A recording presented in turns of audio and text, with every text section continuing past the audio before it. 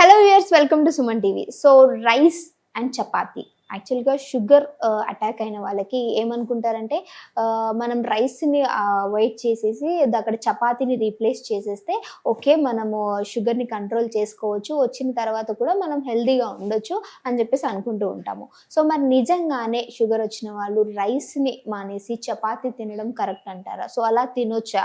So ఈ విషయాల గురించి మనతో మాట్లాడటానికి న్యూట్రిషనిస్ట్ జ్యోతిర్మయి గారు ఉన్నారు, మాట్లాడేద్దాం. నమస్తే మేడం. నమస్కారం. సో మేడం, షుగర్ అటాక్ అయింది అనగానే తెలియని ఒక భయం, ఇది లైఫ్ లాంగ్ క్యారీ ఫార్వర్డ్ అవుతుంది, మన వెనకాలే వస్తుంది అన్నట్టు. అండ్ అలానే దీని వచ్చిన తర్వాత రైస్ వదిలేసి చపాతీ తినడం మంచిది అని చెప్పేసి దీనికి రీప్లేస్ చేసుకుంటూ ఉంటాము. సో అసలు ఈ విషయంలో నిజంగానే చపాతీ మంచిది అంటారా? అండ్ రైస్ వదిలేసి ఇది తీసుకుంటే ఎలా ఉంటుంది అంటారు? సో దీని గురించి ఒక వివరణ ఇవ్వండి మేడం. సో రైస్ కనుక తీసుకున్నట్టు అయితే it's a carbohydrate. Rice and roti రెండు కార్బోహైడ్రేట్లే, కొంచెం డిఫరెంట్ కార్బోహైడ్రేట్స్ అన్నమాట. అంటే మనం రెండు కార్బోహైడ్రేట్స్. సో ఇప్పుడు కార్బోహైడ్రేట్స్ అనేవి మన బాడీకి చాలా ఇంపార్టెంట్. అంటే మన ఎనర్జీ లెవెల్స్ కి, ప్రతి ఒక్క దానికి. డయాబెటీస్ ఉన్నా కానీ వాళ్ళు తీసుకునే డైట్ లో కార్బోహైడ్రేట్ కంటెంట్ బ్యాలెన్స్ గా చేసుకొని తింటే ఎటువంటి ప్రాబ్లం లేదు. సో చాలా మంది డయాబెటీస్ ఉన్న వాళ్ళు ఇందాక మీరు చెప్పినట్టు షుగర్ రాగానే రైస్ తీసేస్తారు. ఓకే, నేను ఈ రోజు రాత్రి నుంచి నేను రైస్ తినను, రోటీయే తింటాను, చపాతీయే తింటాను అని అంటారు. బట్ ఈ చపాతీ ఎలా చేశారు అది కూడా ఇంపార్టెంటే.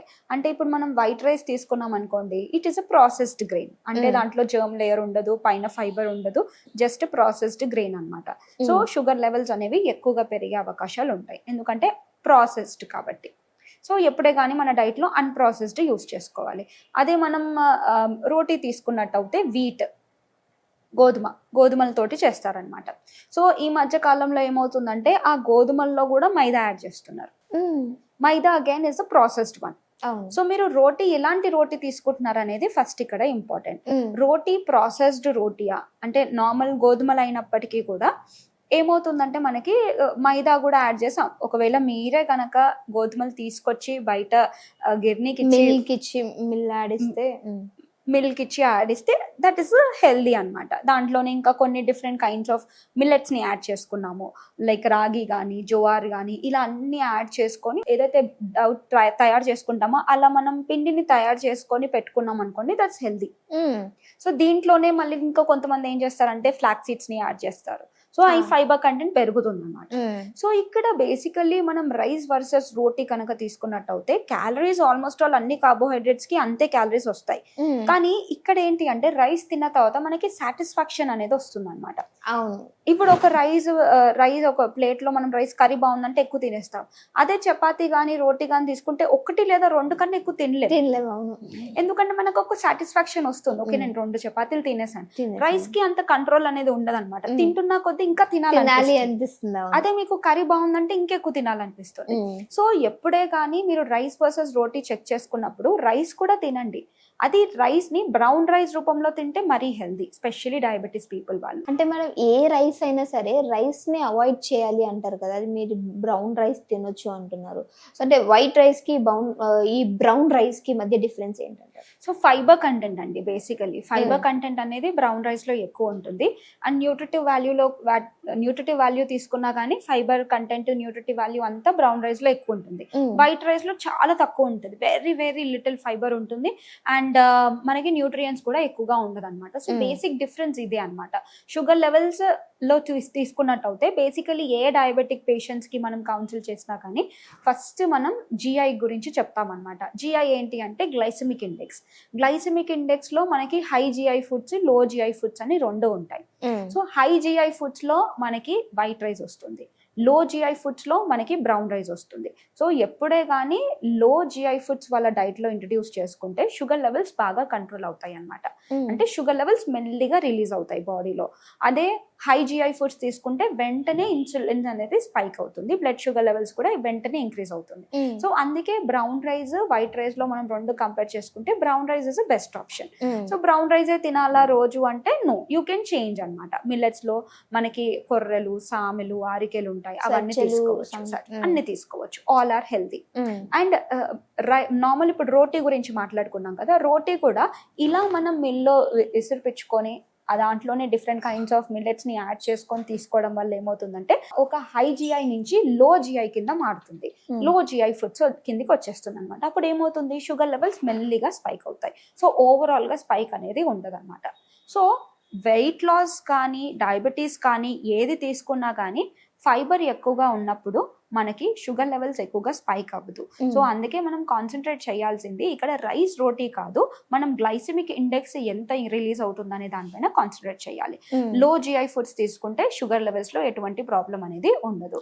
సో బేసికలీ రైస్ రోటీ రెండిట్లో ఏది మంచిది అంటే రెండు మంచిదే, కాకపోతే వైట్ రైస్ కి బదులు బ్రౌన్ రైస్, నార్మల్ రోటీ బదులు మిల్లెట్ రోటీ, ఇలా అన్ని కలిపి చేసిన రోటీ తీసుకోవడం అనేది హెల్తీ. ఓకే, సో దానికి సంబంధించి వెజిటేబుల్స్ ఇవన్నీ కూడా యాడ్ చేసుకోవడం చాలా మంచిది అంటారు కదా మేడం. అంటే ఇప్పుడు ఏదైతే షుగర్ పేషెంట్స్ ఉన్నారో ఒకసారి షుగర్ అటాక్ అయిన తర్వాత తీసుకునే ఫుడ్ విషయంలో చాలా జాగ్రత్తలు తీసుకోవాలి అంటారు. సో ఈ రైస్ ఇంకా చపాతీ కాకుండా మనం తీసుకునే వెజిటేబుల్స్ లో ఎలాంటివి తీసుకోవడం మంచిది అంటారు? సో రైస్ అండ్ రోటీ మనం తీసుకున్నాం.